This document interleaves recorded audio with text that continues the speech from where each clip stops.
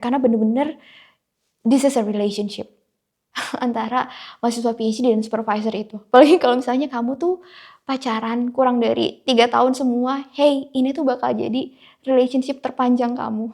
Jadi halo teman-teman calon mahasiswa PhD, ini adalah series kedua dari video guide persiapan PhD. Kalau yang di video sebelumnya aku bahas soal funding dari UKRI, di sini aku akan membahas PhD yang aku sebut sebagai jalur mandiri atau biasanya sih kita akan menggunakan beasiswa LPDP. Tapi sebelum masuk ke guide-nya, aku pengen share dulu sebenarnya PhD itu ngapain sih? Nah, di sini ada ilustrasi yang sangat bagus, linknya aku taruh di deskripsi, di mana ini ada sebuah lingkaran yang menggambarkan ya pengetahuan yang ada di muka bumi inilah istilahnya. Ya terus lingkaran yang ada warnanya di dalamnya itu adalah pengetahuan yang kamu dapatkan dari SD sampai dengan S1. Ya, masih kecil di tengah. Kemudian ketika S2 udah bertambah tuh. Ya, ada semakin spesifik dan ketika kamu mulai baca research papers di situ yang semakin mengerucut di warna merah itu semakin dalam. Nah, tugas S3 ini adalah pushing the boundaries of knowledge. Tapi jangan dibayangin, wah berat banget apa itu gitu ya. Jadi si pushing boundariesnya ini bisa jadi sangat kecil, sangat niche, kayak yang ada di gambar ini ya. Cuma setitik aja di antara luasnya knowledge yang ada tadi. Ya, aku kasih contoh beberapa. Di sini ada, ini dosen di Edinburgh juga. Jadi dia berhasil menggabungkan antara jewelry dan juga forensik ya. Jadi dia di School of Design.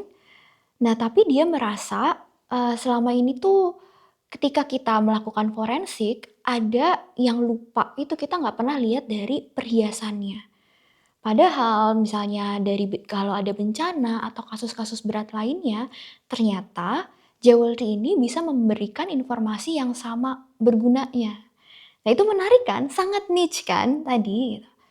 Nah ini contoh kasus lagi juga yang sempat ramai di X. Ada tesisnya judulnya Olfactory Ethics.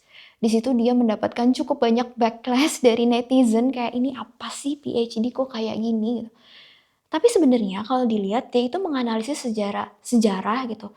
Di dalam literatur bagaimana bau itu digunakan untuk sebagai bentuk menggambarkan inequality di kelas sosial. Jadi kalau misalnya kalian nonton Parasit, itu kan tokohnya bilang, ih orang miskin ini bau gitu kan. Nah itu yang dia lihat gitu. Nah ini jadi pertanyaannya ya mungkin bisa jadi debatable gitu. Karena di Indonesia sendiri kita selalu ditekankan bahwa riset itu harus aplikatif, harus tepat guna gitu. Tapi apakah si riset-riset yang sebelumnya tadi pushing boundaries? Ya iya gitu ya. Oh kita baru tahu ya ternyata olfactory ini bisa digunakan sebagai sebuah opresi juga misalnya gitu kan. Nah jadi ini contoh lainnya kalau yang di bidang STEM ada emotion recognition tapi biasanya kan kita dari facial ya. Nah tapi dia di sini coba dari speech, dari suara. Dan sebenarnya ini juga bukan bidang baru sih ya, tapi pertanyaannya adalah kamu bisa kasih insight tambahan apa di bidang yang udah niche ini gitu. Tadi gambar tadi kecil aja, nggak apa-apa gitu. Terus juga kalian bisa coba lihat-lihat di research repository. Biasanya setiap universitas itu punya dan kalau University of Edinburgh sendiri ada di sini nanti linknya juga sama bisa kalian cek di deskripsi. Biasanya orang-orang yang ambil jalur mandiri ini adalah orang-orang yang memiliki topik riset sendiri gitu. Karena misalnya kalau kita nunggu dari UKRI atau ada lowongan PhD, itu kan kita harus menyesuaikan ada topik yang memang pas di bidang kita ya. Dan itu juga biasanya STEM gitu. Jadi kalau orang-orang yang bidang sosial, biasanya memang lebih banyak yang mengajukan topik sendiri. Satu lagi juga kalau misalnya topiknya itu spesifik soal Indonesia, gitu ya. Jadi kita pengen meneliti itu, ya udah akhirnya kita coba perjuangkan ini menjadi topik sendiri. Nah, aku pengen bilang bahwa sebenarnya jalur mandiri ini sangat-sangat menguntungkan untuk universitas, ya. Kenapa? Karena kita di sini membawa funding, kita bawa juga kesempatan untuk mungkin nanti, publikasi yang itu bisa dijadikan portofolio departemen. Untuk supervisor kita juga bisa jadi second author, kita juga bisa bawa koneksi, gitu. Jadi, sejujurnya, kalau kita memilih jalur mandiri ini, kemungkinan diterima oleh universitas itu seharusnya cukup besar. Nah, tantangannya itu adalah keterima beasiswanya, gitu, fundingnya, itu tantangannya. Karena gini, mindsetnya ya, kalau untuk kampus, beasiswa itu bukan cuma soal kamu dapat dana hidup bulanan aja, tapi soal dana penelitian. Termasuk mereka juga nggak usah menggaji kamu sebagai penelitinya, gitu. Karena balik lagi ke premis utamanya bahwa PhD itu adalah sebuah pekerjaan gitu. Jadi ibaratnya di sini kamu bawa topik, bawa uang, kamu gaji diri kamu sendiri, mandiri banget kan gitu. Jadi sebenarnya kalau di jalur ini bos kamu itu adalah pemberi beasiswanya, yang hire kamunya gitu. Kalau LPDP ya LPDP gitu. Jadi dinamikanya pasti akan berbeda dengan orang-orang yang mendapatkan funding internasional, misalnya lewat program CDT, UKRI, atau dari dana supervisornya itu sendiri yang kusebutkan di video sebelumnya. Ada yang cerita sih biasanya kalau beasiswa yang dari kampus itu, terutama yang kerja di lab ya, mereka akan ngerasa bener-bener kayak pekerja banget gitu.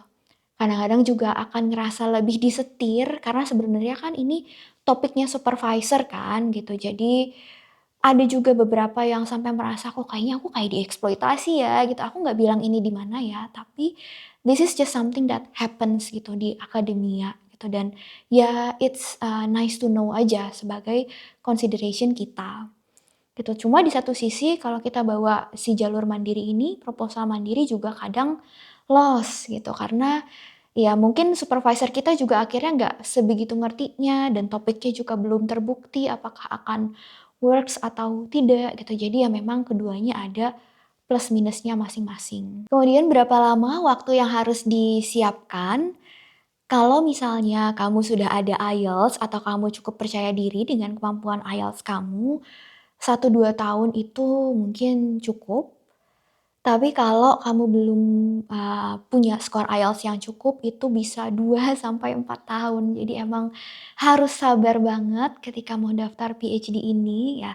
Tapi untungnya kalau di UK sendiri PhD itu lebih fleksibel. Jadi kamu nggak harus start di bulan September ketika term itu biasanya mulai, kamu bisa start di Januari atau bahkan ada juga yang start di April atau Mei. Nah, prosesnya sendiri itu aku breakdown menjadi seperti ini. Jadi yang pertama itu adalah IELTS, yang kedua CV dan research proposal, yang ketiga adalah supervisor, yang keempat university, dan yang kelima adalah beasiswa. Ya, kenapa beasiswa ini aku taruh di belakang? Karena kalau beasiswa LPDP sendiri, itu pas wawancara pasti ditanya sudah sejauh apa korespondensi kita dengan supervisor. Dan harus ada bukti-buktinya juga kan. Nah, apalagi kita tahu sendiri juga persaingan LPDP sangat ini sangat-sangat ketat ya. Jadi banyak yang sudah dapat LOA pun masih ditolak gitu. Jadi menurutku sih akan lebih wise kalau kita daftar beasiswa ini ketika kita sudah punya LOA.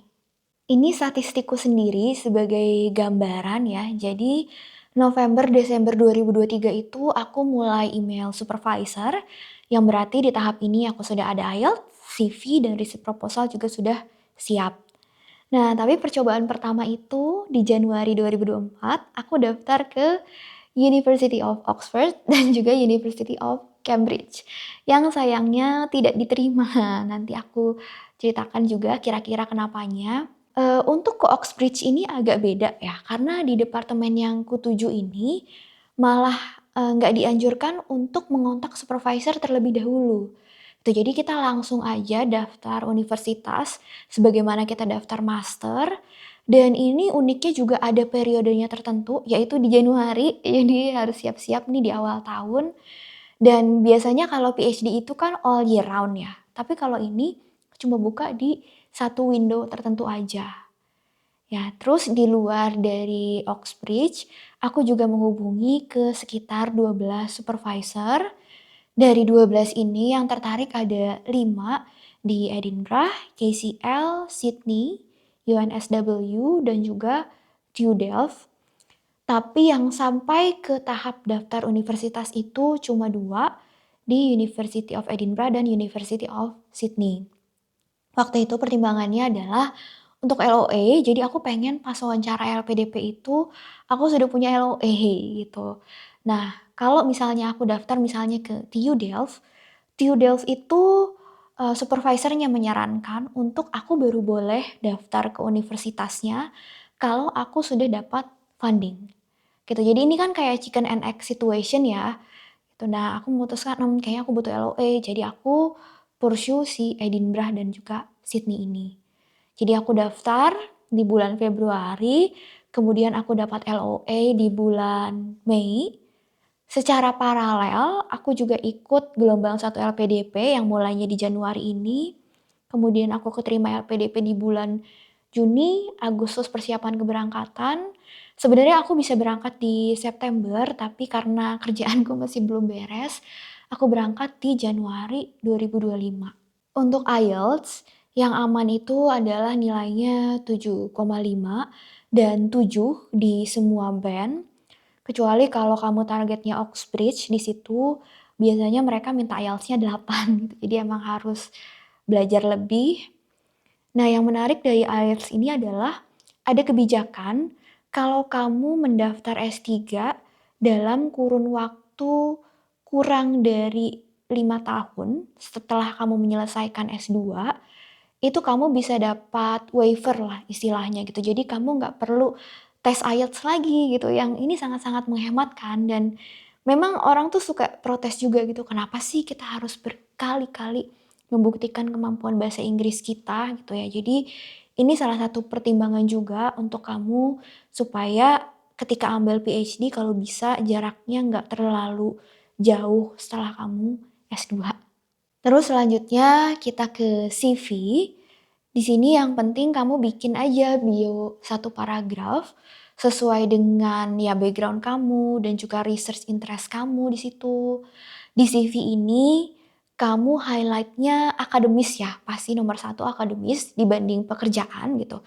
Jadi S1 dan S2-nya itu bisa juga ditulis kamu topiknya itu apa, terus juga pastikan kamu meng-highlight publikasi dan riset kamu. Ya supaya efektif, nanti kamu bisa pakai format reference aja gitu. Jadi misalnya kamu pakai format reference-nya APA di situ, ya udah langsung aja kayak kamu bikin reference di akhir tulisan gitu. Jadi hemat tempat, terus kamu di akhir bisa kasih langsung link di OI-nya. Jadi kalau diklik URL-nya itu langsung ke tulisan kamu. Itu karena CV ini nanti maksimal 2 lembar aja. Ya jadi informasinya dipadatkan di situ. Dan kalau aku sih keluar modal sedikit, aku beli template di Etsy di sini. Pastikan nanti kalau kamu beli template, kamu juga cari yang ATS friendly. Selanjutnya research proposal, ini mungkin salah satu yang paling lama juga ya tahap persiapannya. Perlu diingat juga bahwa akhirnya semua balik lagi ke guideline yang disediakan ke tiap fakultas. Ya jadi aku bahkan nggak ngomong tiap universitas karena bisa jadi dalam satu universitas itu pun beda-beda tiap fakultas ya. Jadi contohnya di sini di School of Design gitu. Mereka punya strukturnya sendiri dan juga mereka punya word count-nya sendiri apa aja yang harus dimasukkan ke dalam proposal ya. Tapi secara umum, di sini ada guide yang menurutku juga membantu dari University of Edinburgh dan juga University of Cambridge. Jadi silahkan dibaca di linknya di deskripsi. Nah, tapi secara umum, strukturnya itu seperti yang aku sampaikan di layar ini, ya itu ada apa tanda garis miring ya karena bisa jadi di setiap proposal itu mereka menyebutnya beda-beda gitu. Tapi kira-kira itu topiknya sama, background, konteks kan agak mirip ya. Nah, di sini pastikan kamu cukup menjelaskan problem statement kamu dengan detail gitu karena mungkin supervisor kamu kan nggak tahu ya konteks di Indonesia seperti apa, terus akan sangat bagus kalau misalnya kamu referencing riset yang udah pernah kamu lakukan sebelumnya gitu. Jadi kelihatan nih, oh ada build up ya dari yang sebelumnya. Tapi kalau aku bisa bilang ya, yang paling penting dari semua ini adalah research questions-nya. Ya karena nanti dari research question ini yang akan diterjemahkan ke metodologi gitu. Jadi tadi ada pertanyaan, terus bagaimana ya cara menjawabnya gitu. Baik itu nanti dari research paradigm-nya, terus nanti bentuk data gathering-nya, apakah itu mau kuantitatif atau kualitatif, dan juga dari data analysis-nya seperti apa. It's okay kalau kamu nggak tahu atau nggak punya gambaran yang sangat jelas gitu tentang itu, yang penting pertanyaannya dulu. Apa sih yang ingin kamu cari tahu di sini gitu ya. Nah jadi aku nggak bisa bahas terlalu banyak gitu ya karena mungkin ini butuh video sendiri. Tapi kalau dari diagram ini sendiri kita bisa lihat ya bahwa di sini ada 3 yang penting, ada clarity, jadi pertanyaannya itu cukup jelas dan juga fokus. Ya, dan juga tidak terlalu simpel, tapi appropriately complex. Nah, jadi anggaplah research question ini sebuah janji yang akan kamu penuhi dengan tesis kamu. Kalau nggak fokus, pastinya kamu juga akan kesulitan menjawab pertanyaannya, karena yang seperti soal climate change ini ya, gitu. Kalau terlalu luas malah nanti kamu bakalan kewalahan gitu ketika ditanya-tanya gitu. Jadi pastikan ini adalah pertanyaan yang bisa kamu deliver dengan baik dalam waktu 3 sampai 4 tahun. Kita juga akan sangat-sangat kepikiran soal research paradigm ini ya. Biasanya apalagi akan lebih berat di yang social science dan juga humanities di sini gitu ya. Tapi kita bisa secara umum aja kok. Kita nggak perlu terlalu detail di bagian ini. Nah, terus juga ada yang bertanya gitu ya kemarin, "Kalau pakai AI gimana?" Saranku adalah jangan pakai AI, kecuali untuk mengkritik tulisan kamu. Aku pernah coba berapa kali gitu, bikin proposal pakai AI as an experiment gitu loh. Hasilnya akan selalu lebih jelek dari ide yang aku punya sendiri gitu. Jadi AI ini pakai aja untuk mengkritik tulisan kamu. Tuh, dan percayalah bahwa supervisor ini akan tahu gitu mana proposal yang dibuat pakai AI. Ya, jadi oh ya kenapa ini tuh jadi sesuatu yang lama, yang bikin kompleks dari tahap aku ini adalah, aku memastikan bahwa setiap supervisor yang aku kirim, proposal ini, itu aku nge-reference ke tulisan mereka. Gitu, jadi semuanya ada di sini. Nah mungkin aku nggak tahu ya, tapi bisa jadi juga ini alasan kenapa dari 12 supervisor yang aku hubungi itu hampir setengahnya mereka tertarik gitu. Karena aku mencoba untuk bener-bener genuinely interested juga dengan karya tulis mereka sebelumnya gitu ya. Jadi ini proses yang cukup lama dan nggak apa-apa gitu. It takes time untuk bikin proposal yang memang bagus. Ada satu step yang kelewat tadi gitu sebelum menghubungi supervisor, kita juga coba siapkan personal recommendation di sini dan kita harus bisa membedakan antara professional recommendation dan juga academic recommendation. Ya karena yang dibutuhkan itu biasanya adalah academic recommendation gitu. Biasanya kan kita butuh 2 ya referensinya, antara dua-duanya itu harus akademik atau salah satunya itu harus akademik. Nah ini adalah salah satu alasan tadi gitu di Oxbridge ini, kesalahanku karena aku nggak tahu sama sekali ya, aku buta banget waktu itu daftar PhD, I wish I have this kind of video gitu. Jadi aku masukin professional recommendation karena aku pikir, kan aku kerja di universitas ya, maksudnya aku kerja di lingkungan akademis gitu, jadi aku kira itu bisa, masuk ke academic recommendation gitu. Oh ya ternyata ya nggak bisa gitu dan aku baru tahu itu ketika aku mau daftar Edinburgh gitu. Dia menjelaskan secara detail. Nah ya udah gitu akhirnya aku gagal di tahap administrasi aja gitu dan aku merasa bodoh banget jujur di sini gitu. Karena ketika orang daftar Oxbridge itu kan mungkin mereka malah berusaha menghubungi figur paling reputable di universitasnya gitu kan. Tapi aku tuh nggak enak. mengontak ke supervisor S2-ku karena kan dia hanya bimbing disertasi itu sebentar ya, 1-2 bulan gitu dan gak ngajar. Sementara kaprodi jurusanku ini yang memang lebih banyak terlibat ngajar dan aku lebih banyak diskusi sama dia, nah itu nggak bisa dihubungi gitu. Jadi itu adalah apa ya, mungkin aku bisa bilang salah satu alasan jangan kelamaan gitu, jedaku antara S2 dan S3 itu 7 tahun dan banyak dinamika yang udah berubah di kampusnya juga gitu. Jadi gimana kalau supervisor kamu nanti udah pindah gitu, udah tidak mengajar lagi gitu, agak cukup susah ngejar-ngejarnya gitu kan. Jadi padahal di satu sisi kita sangat membutuhkan rekomendasi akademis ini gitu, karena nanti akan jadi pertanyaan gitu.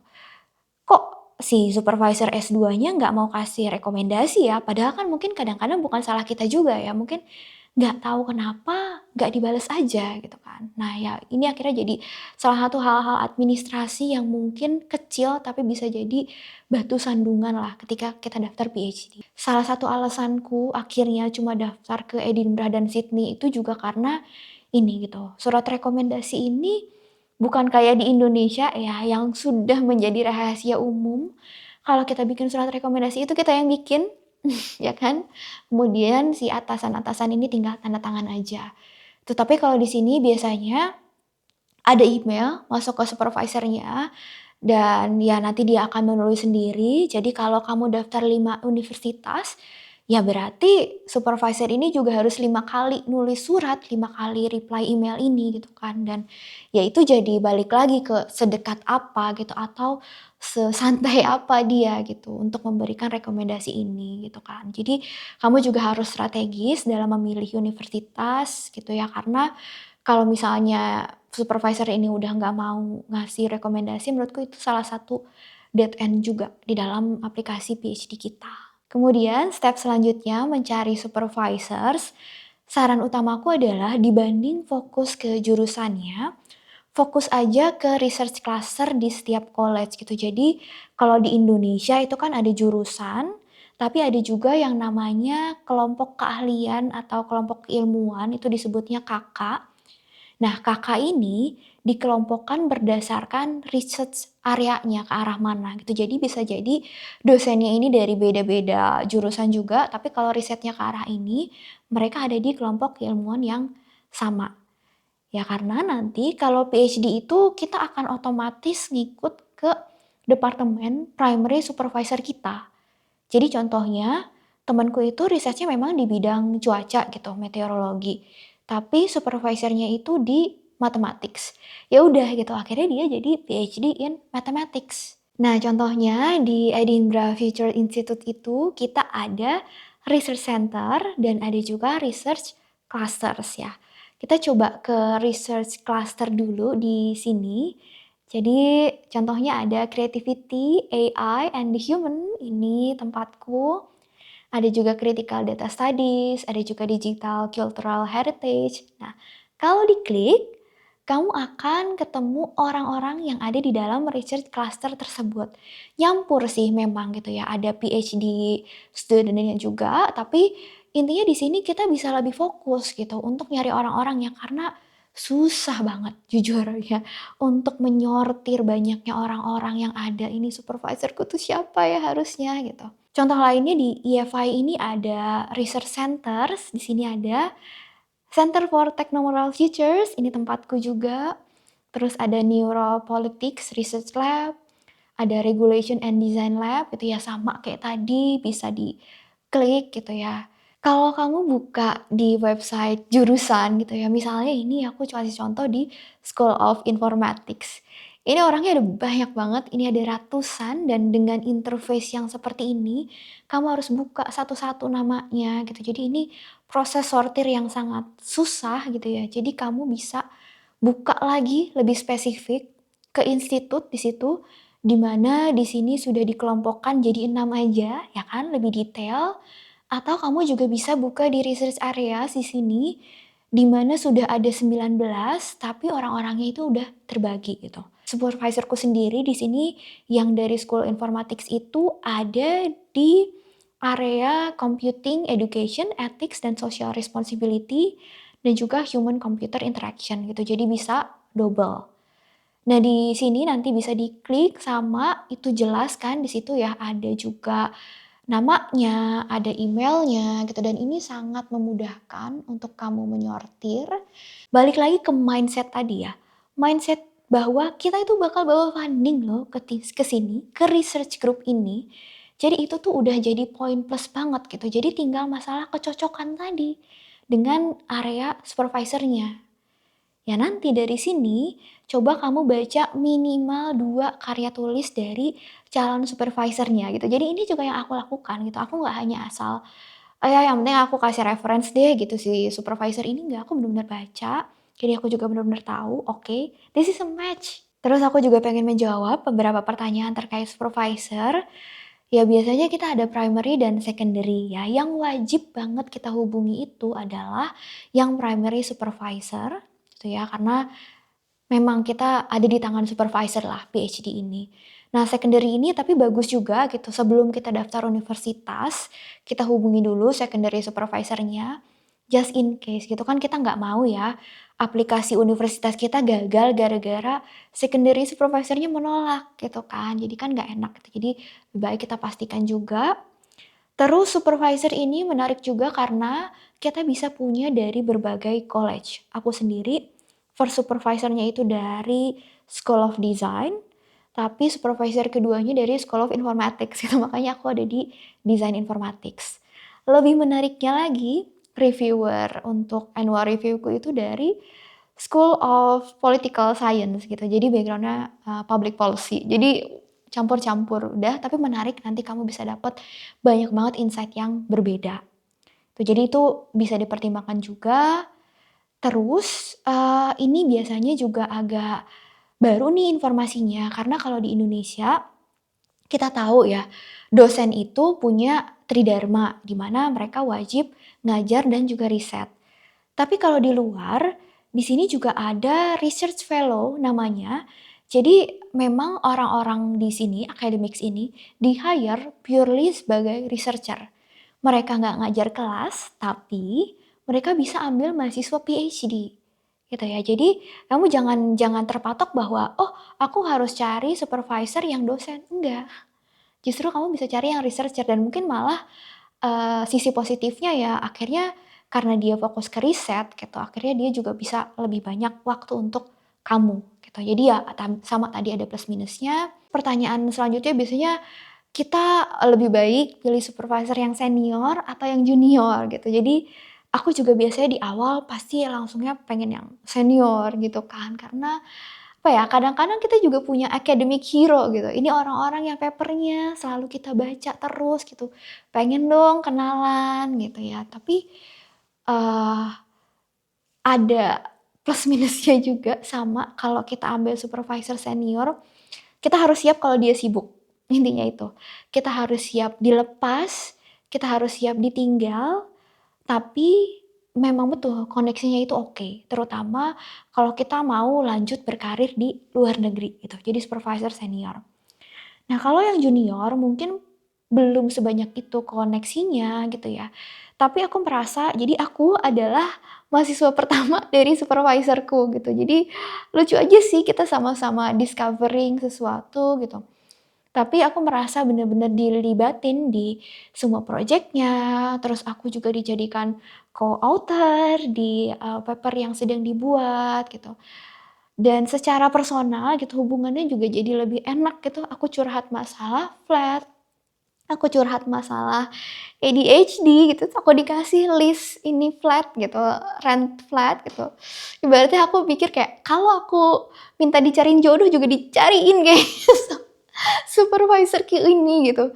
Jadi ya apa ya, aku pengen bilang sebenarnya supervisor yang junior itu kadang-kadang underrated gitu. Karena kan kita biasanya pengen sama yang wah gitu ya. Tapi oh ternyata aku merasa bener-bener apa ya, dapat bimbingan gitu dari supervisor yang sebenarnya masih junior ini gitu ya. Intinya yang perlu dipahami adalah kualitas kehidupan PhD kita itu ditentukan oleh kualitas hubungan kita dengan supervisor. It could be like heaven or hell, bener-bener dari supervisornya. Dan emang jadi supervisor itu kayak cari jodoh gitu, emang cocok-cocokan. Dan supervisor itu ya pasti ada wawancara dan kadang mereka pakai intuisi juga untuk nerima gitu, karena kan mereka udah sering ketemu banyak orang mungkin. Mereka tahu, "Ah, aku kayaknya nggak bisa kerja dengan orang ini." Dan it is fair gitu, it is fair karena bener-bener this is a relationship antara mahasiswa PhD dan supervisor itu. Apalagi kalau misalnya kamu tuh pacaran kurang dari 3 tahun semua, hey, ini tuh bakal jadi relationship terpanjang kamu. Jadi ya udah gitu, emang perlu proses seleksi yang sangat-sangat detail di sini. Oke, selanjutnya ketika sudah siap di sini semua, waktunya contacting supervisor.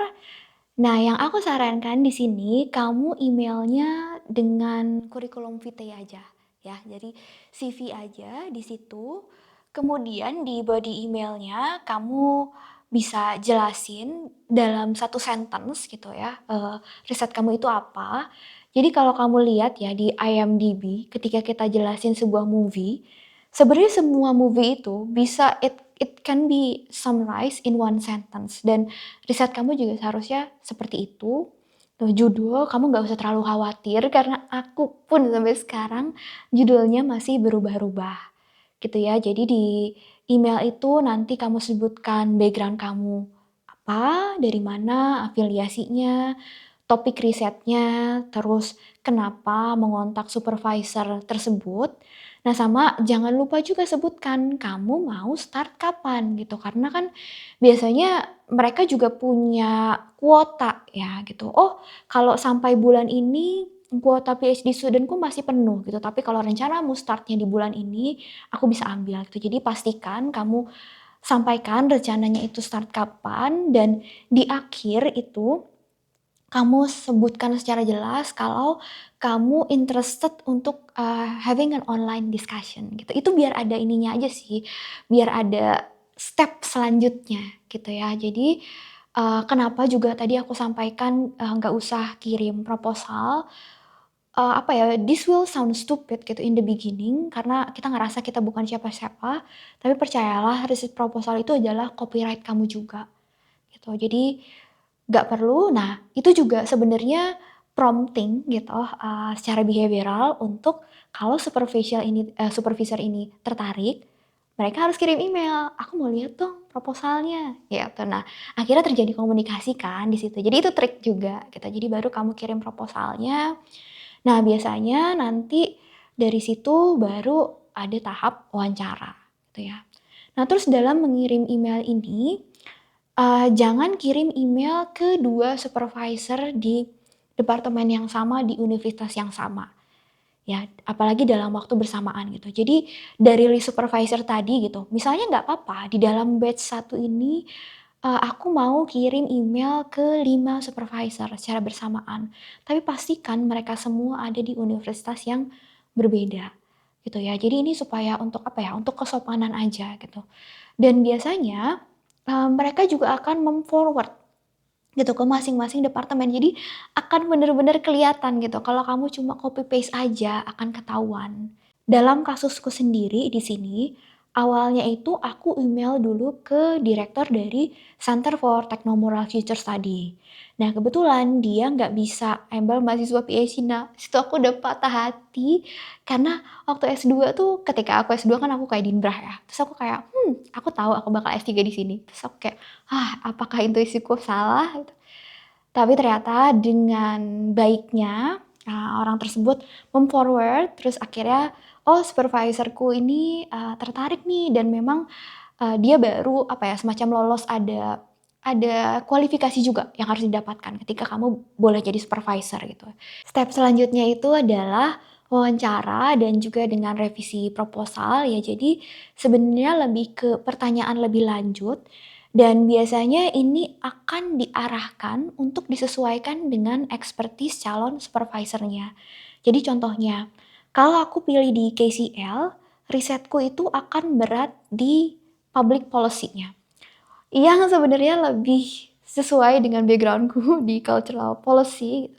Tapi kalau aku memilih Edinburgh, risetku itu akan berat di AI-nya, which is a new field gitu ya. Jadi challenging, tapi ya tadi itu ilustrasi gitu. Kita akan menyesuaikan tadi dan akhirnya kita mungkin nggak bisa banyak-banyak gitu ya karena Bayangkan kita harus bikin 3 proposal yang berbeda, kita mengakomodasi saran-sarannya, tapi kan ini juga di sela-sela kerjaan biasanya gitu, jadi cukup berat gitu. Jadi emang, dipastikan sesuai dengan kapasitas kamu juga.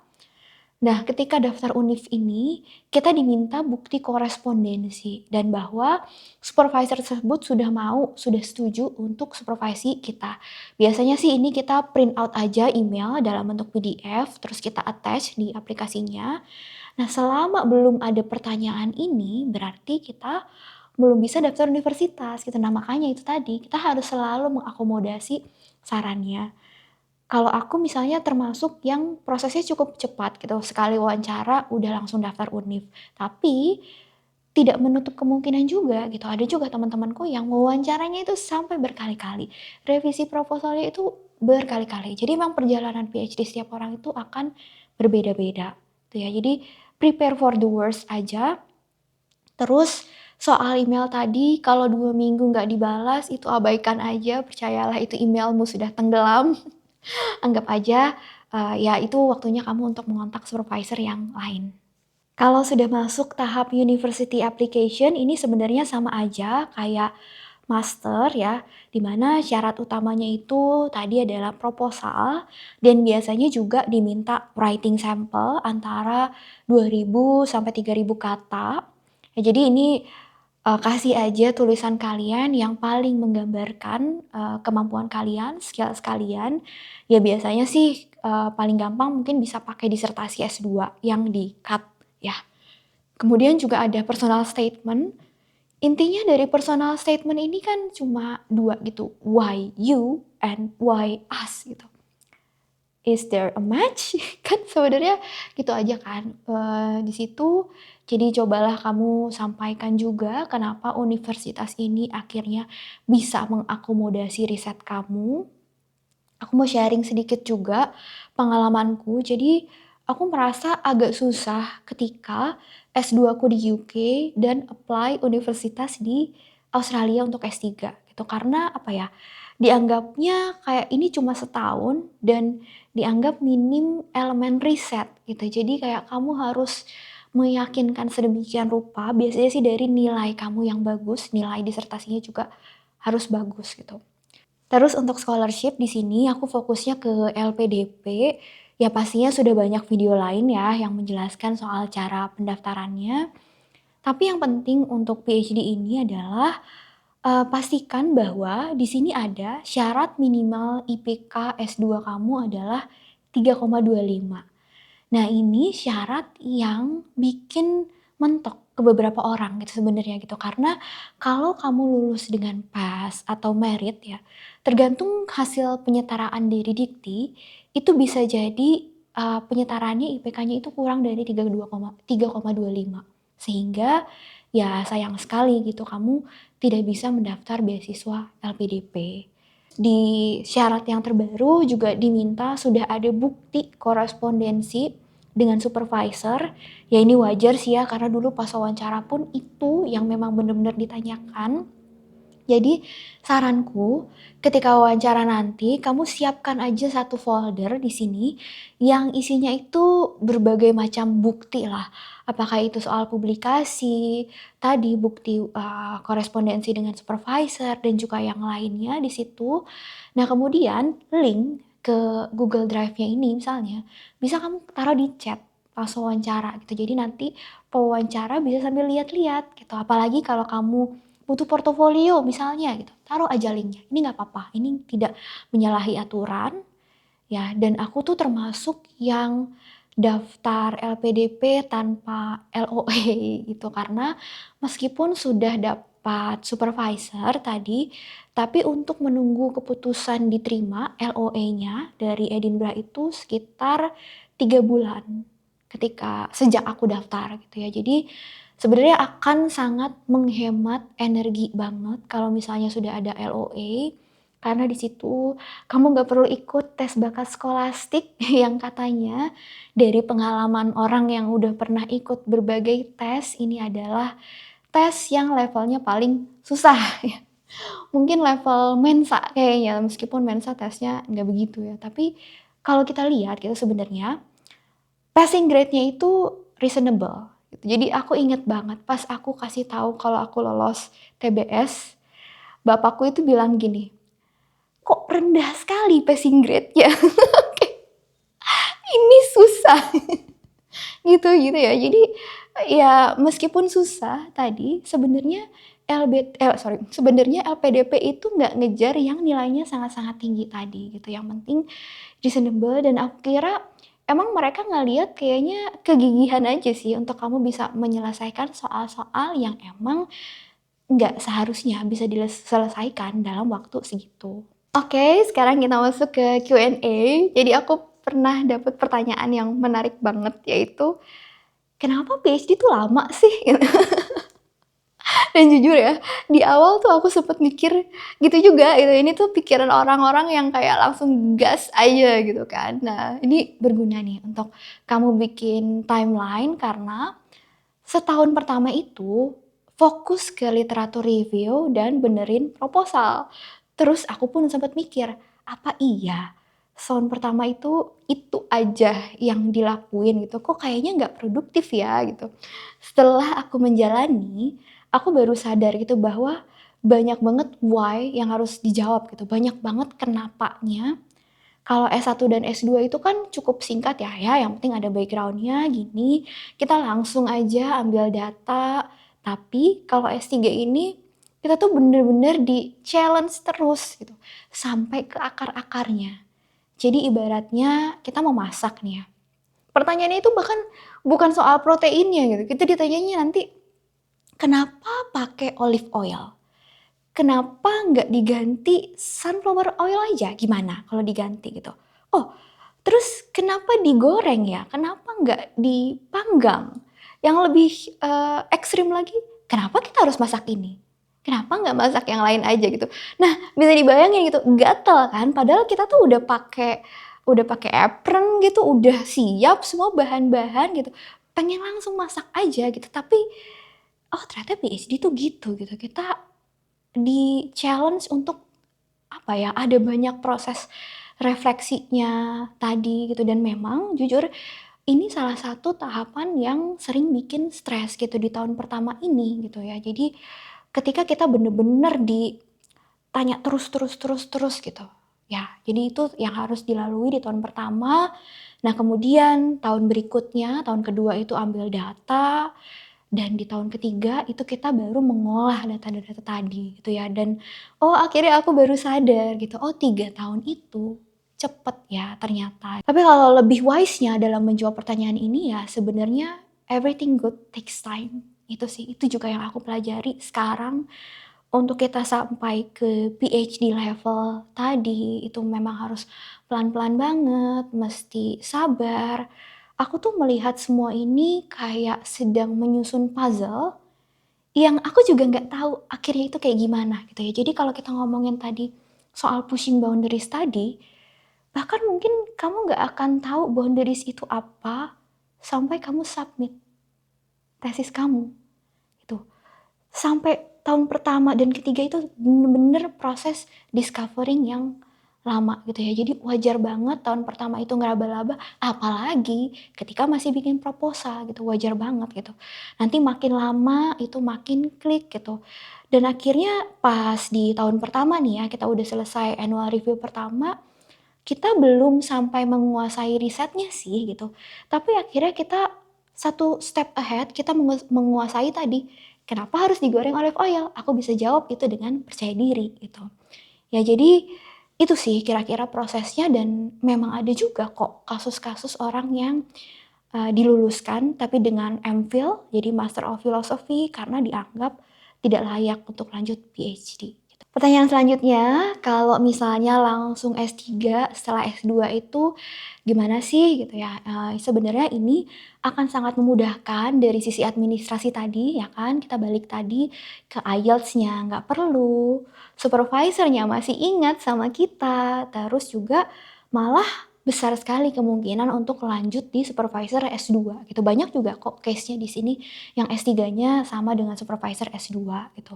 Karena dari ceritaku tadi kan memang ya, surat rekomendasi dari supervisor S2 ini sangat-sangat menentukan gitu. Kalaupun kita sudah punya pengalaman kerja yang sangat lama, mereka tuh ingin tahu bagaimana kita perform dalam konteks akademis gitu. Dan part ini juga akan sangat aku rekomendasikan kalau memang kamu mau jadi dosen atau kamu mau jadi peneliti gitu. Karena nanti kalau kamu sudah, bekerja, nanti panjang lagi urusan administrasinya, nanti ada permasalahan tugas belajar, atau nanti mungkin kamu juga harus nunggu giliran karena biasanya di universitas itu juga ada antrian gitu. Kalau dosennya banyak, siapa aja nih yang boleh berangkat S3 gitu supaya departemennya itu nggak kosong gitu ya. Jadi itu salah satu pertimbangannya. Kemudian kalau pertanyaannya, "Oh tapi aku S2-nya LPDP, apakah aku harus pulang dulu?" Itu nggak apa-apa. Sudah ada aturannya secara tertulis, boleh dari LPDP. Nanti hutang ya, hutang pengabdian itu bisa dirapel di akhir setelah kamu pulang S3. Dan memang beberapa temanku juga ada sekarang gitu yang jedanya itu hanya setahun, jadi udah S2, setahun dulu pulang ke Indonesia, habis itu langsung lanjut S3 lagi. Ya, jadi ini sebenarnya sangat-sangat aku rekomendasikan. Terus pertanyaan yang menarik juga, bagaimana meyakinkan kalau nilainya jelek? Nah, ini balik lagi kan, kita harus lihat secara konteks ya. Jadi balik lagi ke jurusannya apa dan universitasnya apa. Misalnya aku inget banget dulu di ITB itu orang tuh seneng kalau dapet tes kan, dan dapet cum laude di ITB itu susah banget gitu. Sementara di universitas swasta itu lumayan banyak yang dapat cum laude gitu. Jadi pastinya si calon supervisor ini juga akan melihat case by case gitu ya. Dan yang bisa kamu lakukan itu adalah menonjolkan portofolio project yang relevan gitu. Bahkan mungkin kalau kamu punya project yang non akademis gitu, itu bisa juga ditonjolkan di situ.